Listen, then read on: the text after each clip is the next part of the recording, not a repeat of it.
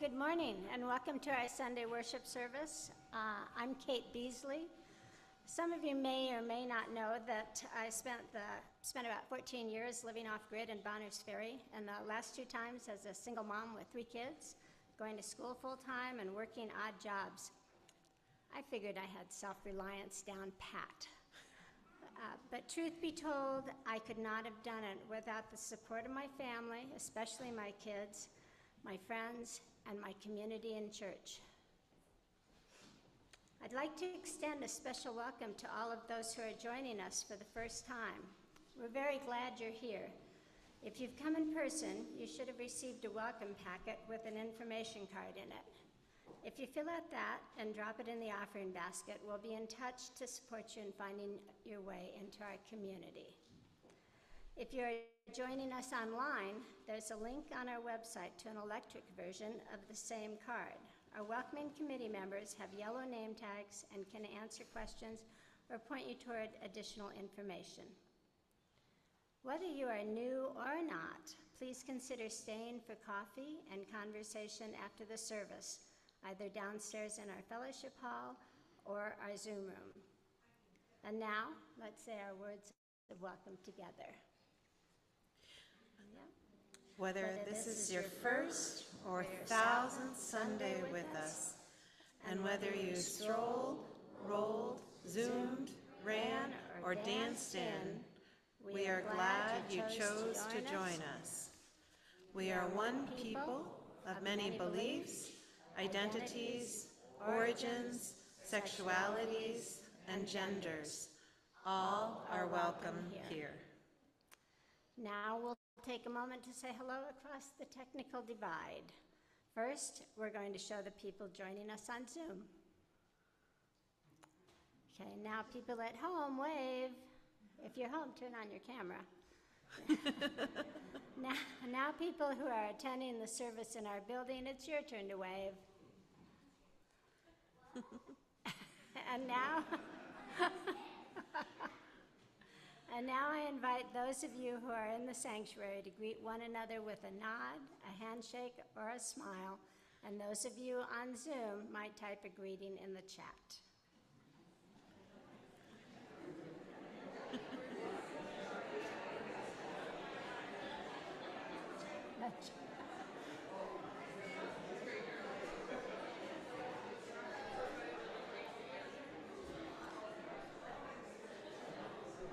Alora, we may have to ring the bowl again.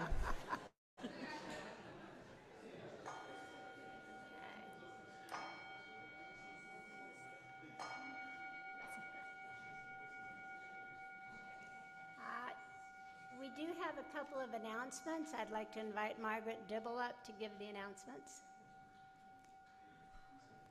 Well, who knows what I'm going to talk about? The service option is coming. And I read once in a book about churches that, funny little skits were announcements were bad because they made new people feel like they weren't in on the joke. So this is going to be a very serious announcement. Next Friday will be a service auction. There'll be various things, classes, items.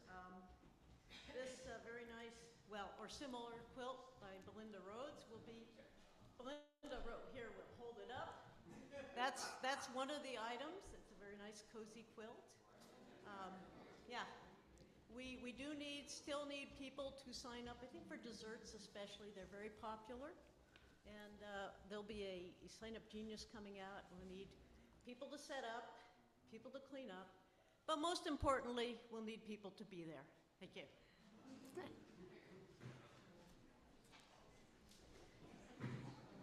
Okay. Are there any other, do I ask for other announcement? Okay. So, but Sam's got one. I had one that I forgot to tell anybody about. So I forgot to put it in the script, so that's all my fault. It's an inside joke with the worship associates. Tell them who you are. Hey everybody, I'm Sam Welsh.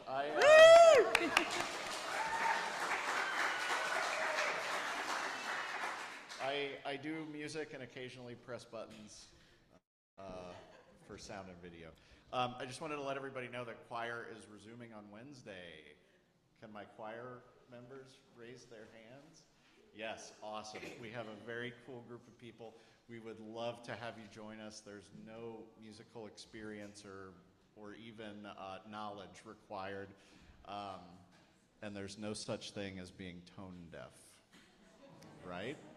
So if that were such a thing, you wouldn't be able to recognize a telephone ringing or your mother's voice. So everybody can sing. Everybody's welcome Wednesday night at 7. Thank you. Here end the announcements. So we preface our service by acknowledging our church was built on the ancestral homelands of the Nimipu, called Nez Perce by the French-speaking traders, the Palouse, and the Shishumets, called the Coeur d'Alene.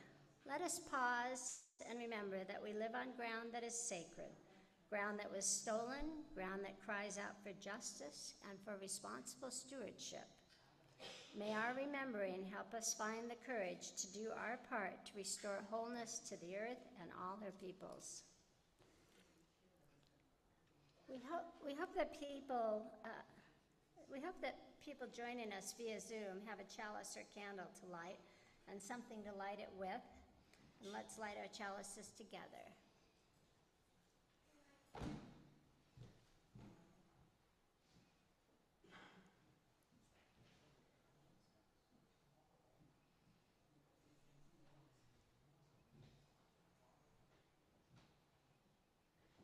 In the light of warmth, In the light of truth and the warmth of love, we gather to seek and seek to share.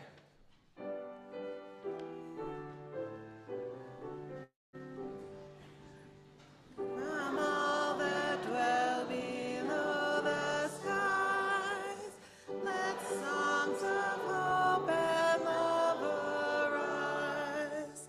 Let beauty, truth, and good be sung in every land, by every tongue. Please be seated. Good morning. It is so good to be back and to see all of these beloved faces and even some new ones. I look forward to meeting those of you who I haven't met yet. If you're wondering why I'm limping around, I had foot surgery just a couple weeks ago to repair a tailor's bunion, which is a bunion on the pinky toe side of your foot. And I'm healing very well and will be back to normal in no time. Anyway, for our service this morning, I'd like to invite you into some ponderings that I've been having about self-reliance, individualism, and how to weave a community of care in a world where the safety net is frayed and full of holes. And how do we do that without succumbing to compassion fatigue? So we'll be reflecting on independence, dependence, codependence, and interdependence, and all of the dynamic ways we connect and relate to one another. There are systemic issues to consider.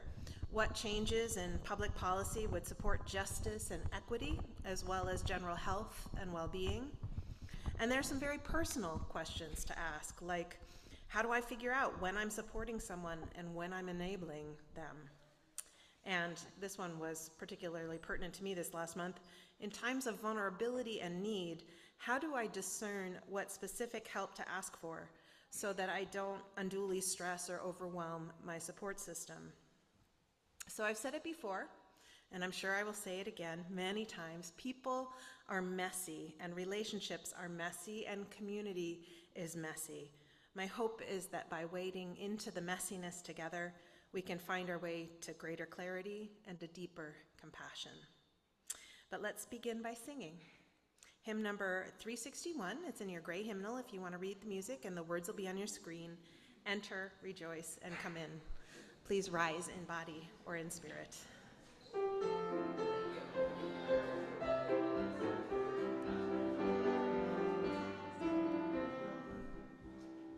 Enter, rejoice, and come in. Enter, rejoice.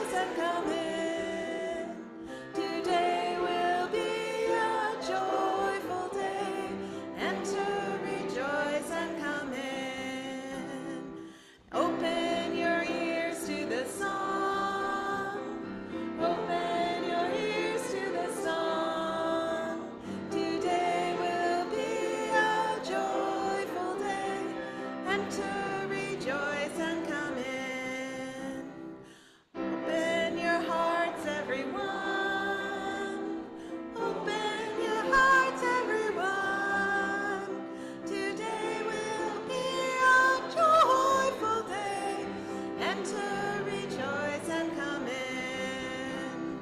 Don't be afraid of some change.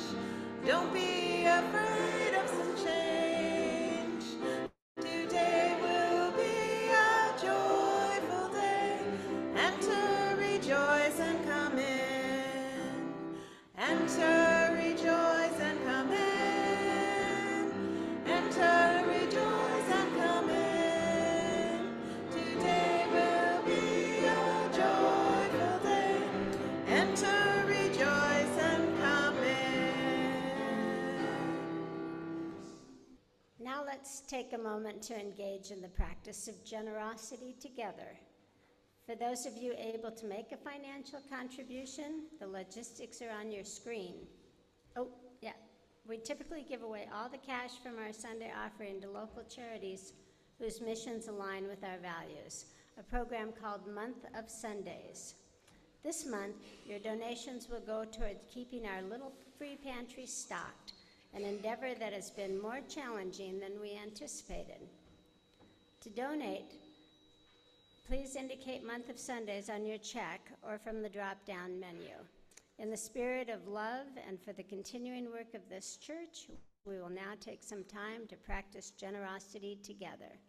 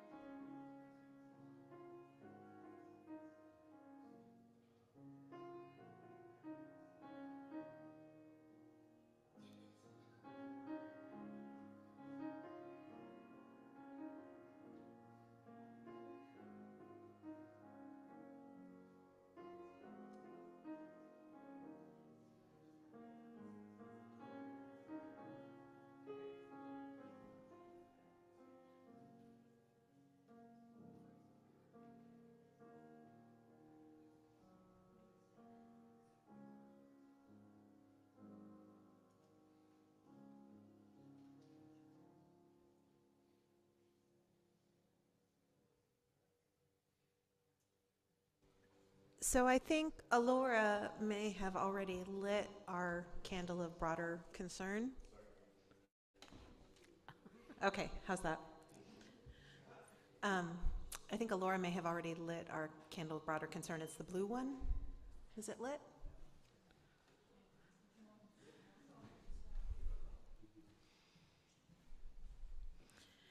I wanted to take a moment today to light it and just to acknowledge it's been a rough couple of weeks. I want to lift up those impacted by the racially motivated shooting in Jacksonville, Florida. I want to lift up the students at UNC in Chapel Hill who endured several hours in lockdown while police tracked down the man who shot and killed one of their professors. While we're at it, I'd like to hold the students at the U of I and WSU in our hearts. They're still dealing with the aftermath of last fall's tragedy. And let's also just hold everybody impacted by the 24 mass shootings that took place in the last 2 weeks nationwide. 24 in 2 weeks. So when I say let's hold everybody impacted, I think I mean all of us. I mean all of us. And let's send some love and breath to our neighbors in Orofino who lost their homes to the hospital fire, and to the victims of other fires further away, most especially on Maui. Let's send love and peace to the people who had to breathe smoke from those fires, and to the firefighters who put their lives on the line. And I'm not even talking about the hurricane. So there has been a lot. There's been a lot. And so we pause together because it helps to be together in the allotness of it. So let's breathe and feel whatever feelings come up: grief, fear, rage, despair, hope, and let them flow through us until hope, resilience, and solidarity start to seep in and soothe our aching hearts.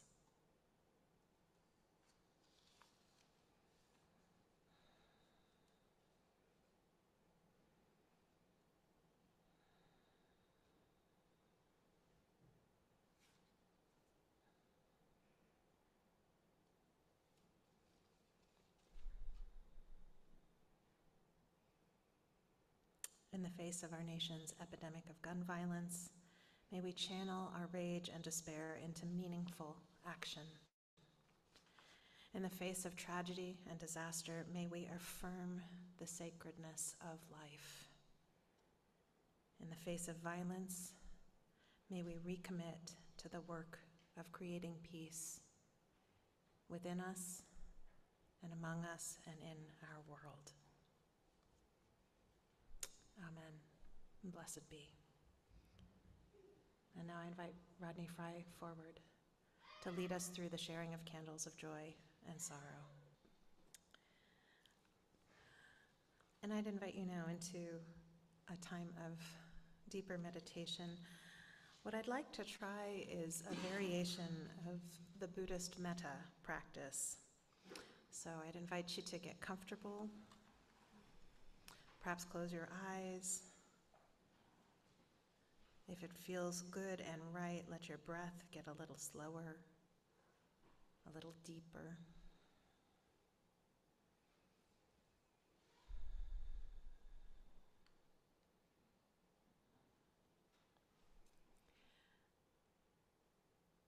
In the metta practice, we begin by extending loving compassion to ourselves.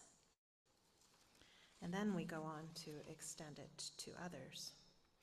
Now, many people find it difficult, or more difficult, to extend loving kindness to ourselves than to others. Our self-talk can sometimes be judgmental and critical. Mine can get downright cruel sometimes. So if any of this describes you, I want to encourage you to stay with the first step of metta, sending love and kindness to yourself until you really feel it. Really feel that you are worthy of care and appreciation and gentleness and genuine affection. Now, if you're having a hard time getting there, one trick that I've found useful is to imagine a beloved child or even a beloved animal, someone that you find it really easy to love and adore. And I'll focus on the fierceness of that love until it feels tangible and solid, and then sneak that kid or animal out and substitute myself as a young child, trying to keep the intensity of the feeling intact. And then gradually I let myself age without releasing that felt sense of fierce love.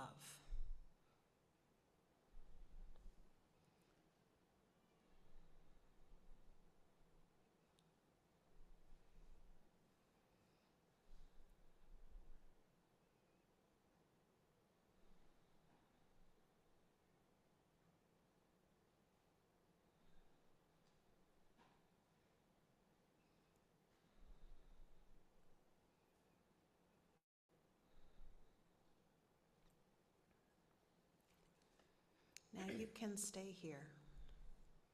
You can just keep working on self-love and self-compassion. But if you feel like your work is complete, then begin to let other people rise in your awareness and insert them into that same cloud of love and compassion. Perhaps send loving kindness to people who are close to you, people who are teachers or mentors, people who you know are having a hard time just now. The second hardest step in metta is the last one, which is to send loving kindness to those we are at odds with, people who have made us angry or hurt us. But it's important with metta always to remember that it starts with ourselves. It is not healthy or right to sacrifice our own well-being for the sake of others. We can love people and still set boundaries with them. We can even love them and not be in relationship with them at all. So let's keep breathing metta together. Let's let our hearts soften and expand.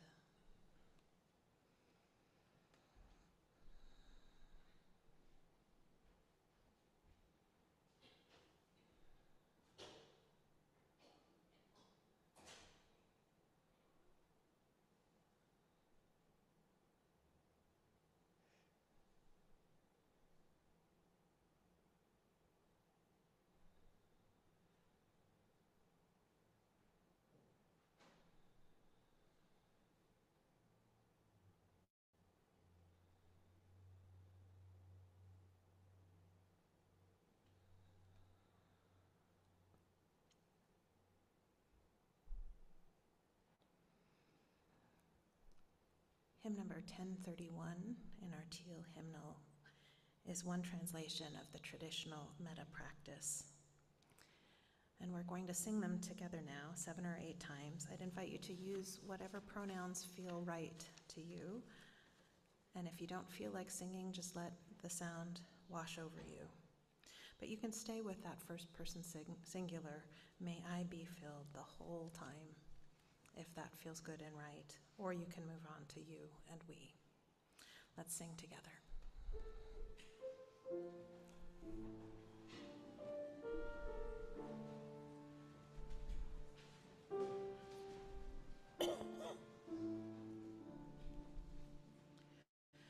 May I be filled with loving kindness. May I be well. May I be filled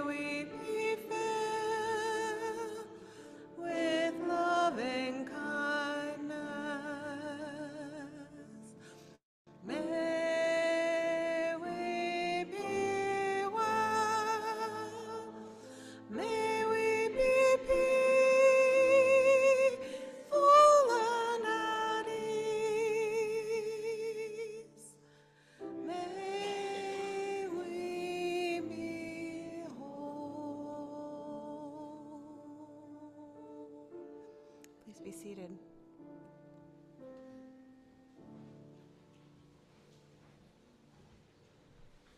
Amen, and blessed be. I have two readings for you this morning. The first comes from Self-Reliance, the essay by Ralph Waldo Emerson. And please translate the gender-specific language. Society everywhere is in conspiracy against the manhood, we could say humanity, against the manhood of every one of its members. Society is a joint stock company in which the members agree for the better securing of his bread to each shareholder to surrender the liberty and culture of the eater. The virtue in most request is conformity. Self-reliance is its aversion. It loves not realities and creators, but names and customs. Whoso would be a man must be a nonconformist. Nothing can bring you peace but yourself. Nothing can bring you peace but the triumph of principles. And then our second reading comes from a critique of Emerson called The Myth of Self-Reliance by Jenny Odell. The best version of Emerson's individualism is bracing, like a splash of cold water to the face, or a friend shaking you by the shoulders in order to snap you out of a daze. But for me, as for many others, everything outside the self fades away too quickly in self-reliance. All of the people and circumstances that have influenced my experience of independence, my conception of myself, and even the very terms with which I think. It hides the losses that appear as my gains, and by placing the will so high above circumstance, it projects an untruthful image of equal opportunity in which the unfortunate should just have tried harder. The tensions between agency and situation, between the individual and the collective, have never been easy to resolve. I'm trying to learn to live in the messy space between. Here, you can be both your own and not your own, responsible to communities without exhibiting the dreaded groupthink, and bound by one commitment: to examine your commitments forever. Sometimes, many times, I'm wrong. And when I am, that is a time for listening to others, not for keeping with perfect sweetness the independence of solitude. I'm reminded of an archaic form of the noun reliance, where it means the opposite of a dependent. A reliance was someone on whom you depended. When I examine my identity, I do see an inalienable spirit grasping for infinity. But in the very same place, I also see an intersection of historical and cultural vectors held up by a web of countless reliances. So, Ralph Waldo Emerson, famous transcendentalist, essayist, abolitionist, and philosopher, was also a Unitarian minister. And as such, he's one of our favorite names to drop when we talk about our history. So when I first started coming across critiques of what may be his most well-known essay, Self-Reliance, I found myself actually bristling. I wanted to come to his defense. He's not talking about rugged individualism, I remember saying to one friend. He's talking about intellectual integrity and the intimate and unique relationship each one of us needs to cultivate with the divine. And I would still argue that some of the critics, and actually some of his fans, have taken bits and pieces out of context in order to make it seem that Emerson was supporting a more Ayn Randian worldview. A closer reading of Self-Reliance reveals Emerson's awareness of his privilege and a commitment to social justice, a deep kindness, and signs of the mysticism that's more obvious in the Oversoul. However, insomuch as the critiques zero in on the myth of self-reliance, rather than Emerson's words specifically, they actually give us a lot to think about. For example, William Anderson, in a piece he wrote for the Foundation for Economic Education, has this to say: "The self-sufficient lifestyle is a myth, and even if it were possible in this age, or was possible at any time in history, it is socially undesirable. There was a time in history when communities were, on the whole, relatively self-sufficient, The farmers grew all the community's food near the towns. Blacksmiths forged tools and weapons in their grimy shops. The townspeople's clothing were made from wool and flax produced locally, and the community's safety was in the hands of the local noblemen. In case the readers have not figured out the time period, it was the Dark Ages, when the world's most developed people, the Europeans, lived in squalor, semi-starvation, and under constant threat of attack by the armies of rival noblemen, poverty and misery. Most persons advocating the self-sufficient lifestyle will quickly reject any accusation that says they are advocating a form of feudalism. Then there's this from Kimberly Brownlee, a professor of philosophy at the University of Warwick. Famous hermits, both in real life and in fiction, are always male. They tend to be young, fit, and healthy. They tend to have no children and no spouse. They model a rugged yet reflective self-sufficiency that only a few could emulate. What's more, in their details of their stories, we find evidence that they're not actually wholly self-reliant. Supportive social contact, interaction, and inclusion are fundamentally important to a minimally decent human life and more deeply to human well-being. For the most part, we need one another. We cannot flourish or even survive without each other. These fundamental needs are the ground for a range of rights that we neglect, but should not, including the rights to be part of a network of social connections. So these kinds of critiques, alongside national events like the screenwriters' strike, personal spiritual growth that's leading me to embrace more vulnerability and ask for help more, and many, many conversations with people who are either struggling with problems too big for them to solve on their own or struggling with compassion fatigue. These things all came together for me this summer in a series of wonderings that I wanted to share with all of you today. And the first is, what are the parallels between this dance of interdependence and the dance of addiction, codependence, and dependence? Now, I've confessed before from this pulpit, or pulpit's in the closet, but that my dad was an abusive drunk.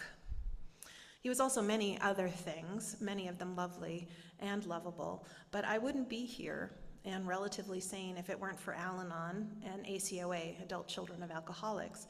When it comes to addiction, we talk about enabling, and we talk about dependent, codependent relationships.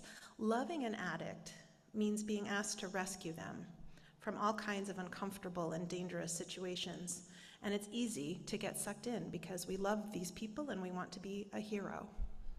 We don't want them to suffer. So we step in and we insulate them from the consequences of their choices. And enabling feels like helping. It feels like we're acting out of love, like we're easing suffering. But in actuality, what you realize when you go through Al-Anon or ACOA is that when we are enabling, we are supporting the addiction, not the addict. You're supporting the addiction, not the addict. So health comes when we recognize the pattern and acknowledge that our attempts to help or rescue actually prolong our loved ones' suffering. Their need for help and our efforts to help mean it takes longer for them to hit bottom and to make the necessary changes. It prevents them from acting responsibly, and more than that, and this is the important part to understand, it fuels the pattern of self-loathing and low self-esteem that lies at the heart of every addiction. So setting and holding healthy boundaries doesn't just help the enabler, it is in the long-term best interest of the addict. I'm going to say that again. Setting and holding clear and healthy boundaries doesn't just help the enabler, it is in the long-term best interest of the addict. Now, addiction is not the only place where we see a dependent-codependent dynamic. Certain kinds of other mental illnesses, particularly narcissism and borderline personality disorder, we see it there. And I've also seen it with depression, bipolar, even ADHD. And these conditions can invite enabling behavior on the part of a parent, friend, or partner. Fact is, Even patriarchy invites a system of enabling and codependence. That's probably a whole nother sermon. In my observation, in pretty much every case where there is an enabling codependent dynamic, it erodes that this dynamic is toxic. It erodes respect, and it erodes respect in both directions. Without a foundation of respect in our relationships, we lose that I-thou relationship quality, that ability to connect holy being to holy being, subject to subject. We lose that namaste, that which is sacred in me, sees and bows to that which is sacred in you. So, are you with me so far? Which doesn't mean you have to agree with everything I'm saying. These are just wonderings. These are just wonderings. So, to be clear, everyone, including addicts, because addiction is also mental illness, every single human being on this planet deserves and needs love and support. But there's a line, and that line is super hard to find between loving and supporting someone and enabling. Now, I've spent a lifetime trying to zero in how to locate that line so that I don't step over it. And one of my ahas this summer is simply this. Maybe if, when I'm considering doing something helpful or supportive, it feels effortless and good to do it, then I'm on the right side of the line. If I want to do something, then I can. And maybe if I feel resentful or afraid or upset or stressed by a given request, that means I'm being tempted to cross over. In other words, what if the way to avoid enabling is to prioritize my own inner peace, happiness, and well-being? When someone asks for something and my inner child throws a tantrum saying, I just don't wanna. We all have those moments, right? It's not just me. I just don't wanna. That's a great indicator that I'm being asked to cross the line, which I have to remind myself over and over again doesn't serve me or the person that I'm hoping to help. Now, what about when we're on the other side of the equation, needing to ask for help and support? Because I do believe everybody should have whatever supports they need to survive and thrive in this life. Well, turns out I've had a couple of learnings in this realm. This is my second surgery this year. In March, I had some hammer toes corrected. And by the time I went to my pre-op visits for that first surgery, these talar bunions were acting up. And by June, the pain was bad enough that it was starting to limit my ability to do the things that I like to do. So I asked my podiatrist and made sure that bunion surgery is one of those things where it's one and done. And actually, after paying the ginormous copay for the first surgery, we put together a plan to fix both of these bunions as well before the end of the calendar year. So I've got round 3 coming up in November. And by the way, thank you all for supporting me and giving me the health, the sick leave that I need to have these surgeries and recover from them. And thank you to all of the many volunteers who cover my responsibilities when I'm not able to. So in addition to figuring out how to get my job covered, I own my own home, and I have 2 dogs, one of whom is young and very active and needs a lot of exercise, like a lot. Now, I live with my adult son, but he works 2 different jobs, so he can't pick up all of the slack. And so this is how I handled it, and I think it actually worked better than what I've tried in the past, so that's why I'm sharing it with you. The first step was I made a list of all the things I normally do that I wouldn't be able to do. It was a long list. I do a lot of stuff. The second step was to sit down with my son and talk through what on that list he could pick up and what he couldn't. Okay. And then the third thing was to figure out what I could do to prepare in advance. I cooked so much food, like a ton of food. I'm not easy to feed. And so I just cooked up a bunch and then enough so that I could just nuke and eat while I was recovering. And then I looked at what was left. It was mostly the dogs. So I talked to Elizabeth, the chair of our care team, and we figured out that while having volunteers walk my dogs last time in March was a great help, this time around with the heat, it probably wouldn't work as well. The dogs don't do as well on the pavement, and people might not be as eager to take them out when it's 90 degrees. So I just reached out to a handful of friends who take their dogs up on the mountain and asked if they'd be willing to pick them up and take them along, and they were. They were happy to do that. I also knew that I needed someone to be with me when my son was at work for the first few days after surgery. So I asked just a couple of friends to come over for just that first night, and they did, and we had a lovely meal, prepared ahead of time by me, but served and cleared by them. So I actually felt really amazingly well supported, well loved, but I don't think I asked anybody to do anything that they didn't actually want to do. Didn't ask anybody to do anything that they weren't already doing, except maybe my son and maybe my sweetheart. But my son lives in the house too, and someone has to clean the bathrooms. Point being, I'm pretty sure that most crises and challenges we can get through without overtaxing our support network if we're thoughtful and strategic as we ask for help. See, when someone we care about is dealing with a health crisis, we want to help. It feels good. It gives us something to do with our concern and our grief, so we don't just have to sit with those uncomfortable feelings, feeling helpless and afraid. Bringing over a meal or doing a load of laundry for someone, it feels great, and if it doesn't, maybe we just shouldn't do it. It may be naive for me to believe that if everyone only does what feels good and right, if no one pushes through their reservations, we can still make sure that everyone feels loved and supported. But I truly don't think so. I think that this may be the key to healthy interdependence, admitting our reliance on one another, embracing our reliance on one another, asking for the help we need, but then in concert with admitting our limitations when we have them, each of us not giving more than feels good and right. So, in this conversation, what gives me the most pause is the awareness that our social safety nets have gaping holes.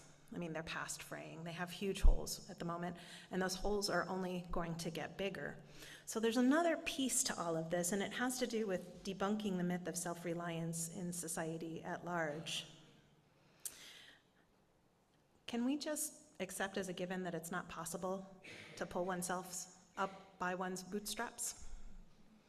Like, physiologically, it's not possible. But as a metaphor, none of us can succeed or thrive without help and support. We all build on the success of those who've come before. We need teachers and mentors. We need investors and supporters. We need clients.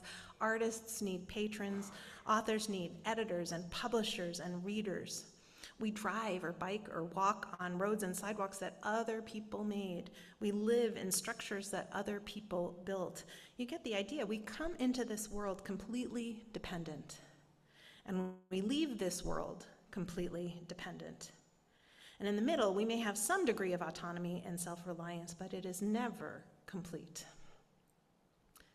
Plus, can I just say it's really difficult and expensive to be poor? Just one example, footwear. If a person can afford good quality shoes that'll last a while, then that person will spend less money over their lifetime than someone who can only afford the cheapest pair. Now, I don't have time to go into this either. It's a whole nother sermon. But how many of you have read Nickel and Dimed by Barbara Ehrenreich?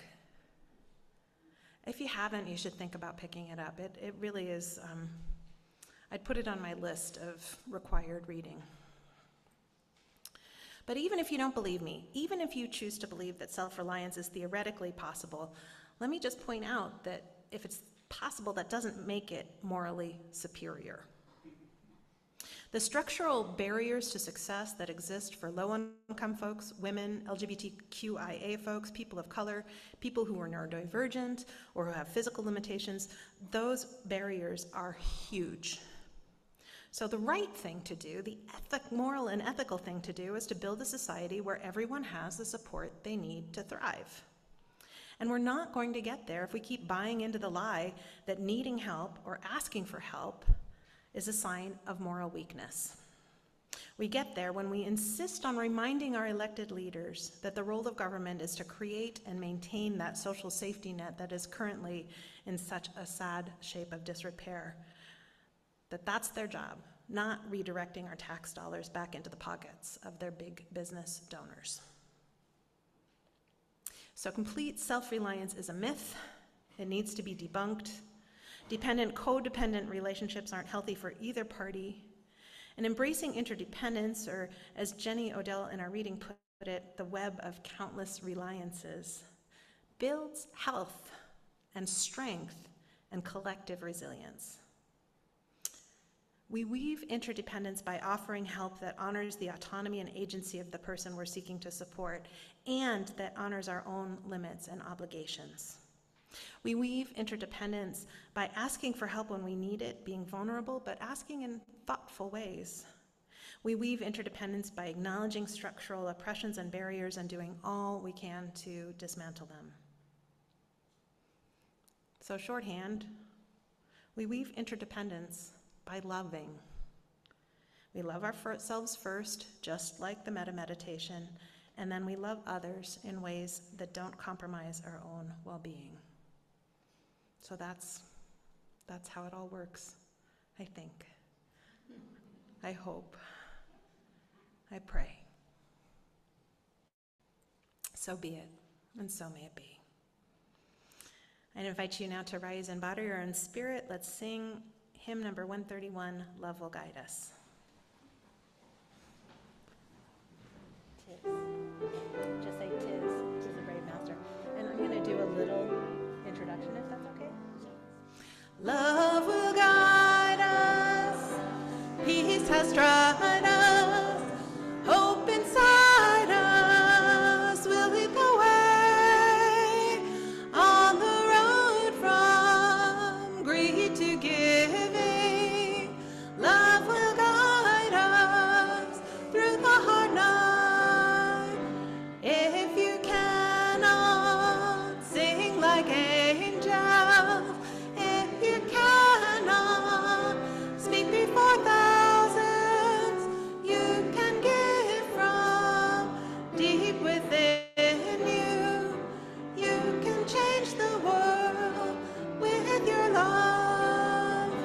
Love will guide us, peace has dried us, hope inside us will lead the way on the road from greed to giving. Love will guide us through the hard night. Please be seated. I'm going to give the last word to our friend Ralph Waldo Emerson, just to prove to all y'all that he's actually much kinder and gentler than self-reliance makes him seem. Give all to love. Obey thy heart.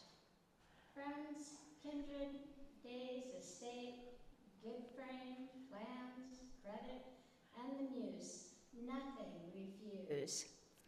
'Tis brave master, let it have scope. Follow it utterly. Hope beyond hope. It was never for the mean. It required courage, stout, souls above doubt, valor unbending. It will reward. Thy shall return more than they were, and ever ascending. Let's sing together our sung benediction, There is a Love.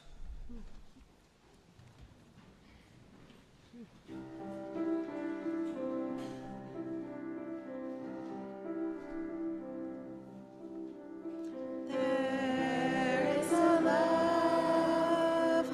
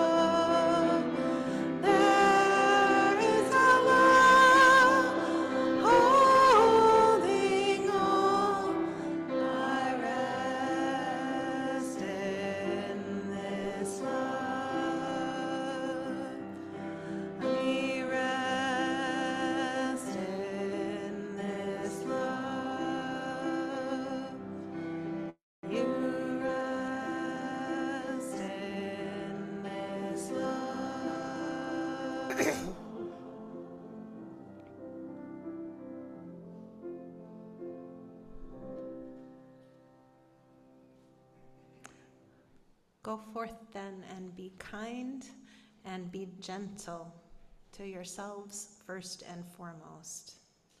Fight for justice and equity, and listen for love as it echoes in your life, in your experiences.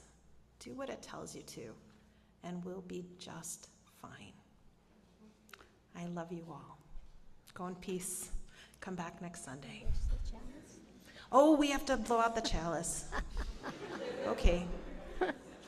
Could somebody snuff it? We extinguish this chalice that it might glow gently in our hearts. May it light our paths as we leave this place. May it guide our way until we are together again. Thank you all. Let's go get coffee.